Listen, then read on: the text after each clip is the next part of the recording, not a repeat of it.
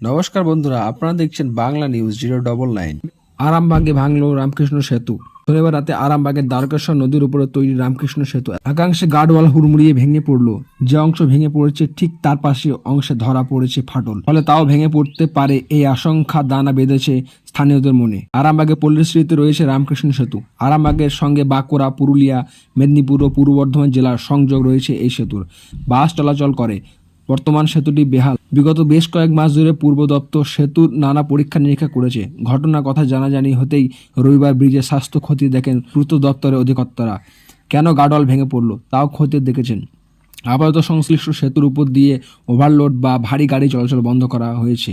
পুর দপ্তর সূত্রের খবর, 1965 সালে এই সেতুটি তৈরি হয়েছে। রামকৃষ্ণ সেতুর দৈর্ঘ্য 325 মিটার এবং এর প্রস্থ 7 মিটার। বহু গাড়ি ধকল সইতে হয় এই সেতুটিকে। রামকৃষ্ণ সেতুর স্বাস্থ্য নিয়ে আগে উদ্বেগ দেখা দিয়েছিল। একাধিক স্থানীয়দের দাবি উঠে এসেছিল বিকল্প সেতুর চাহিদা। রামকৃষ্ণ সেতুর উপর দিয়ে যান চলাচল বন্ধ হয়ে গেলে দক্ষিণবঙ্গের যোগাযোগ ব্যবস্থা ব্যাপকভাবে প্রভাবিত হবে বলে আশঙ্কা করা হচ্ছে। পাশাপাশি মহকুমার বহু পড়ুয়া স্কুল কলেজে যাওয়ার সেতুটির উপর দিয়ে নির্ভর করে। এই পরিস্থিতিতে প্রশাসন দ্রুত পদক্ষেপ করুক চাইছেন স্থানীয়রা। পুরসভার প্রাক্তন কাউন্সিলর তথা আরামবাগ সাংগঠনিক জেলার তৃণমূল চেয়ারম্যান স্বপন নন্দী বলেন, নবান্ন থেকে পূর্ত দপ্তরের ইঞ্জিনিয়াররা এসেছিলেন।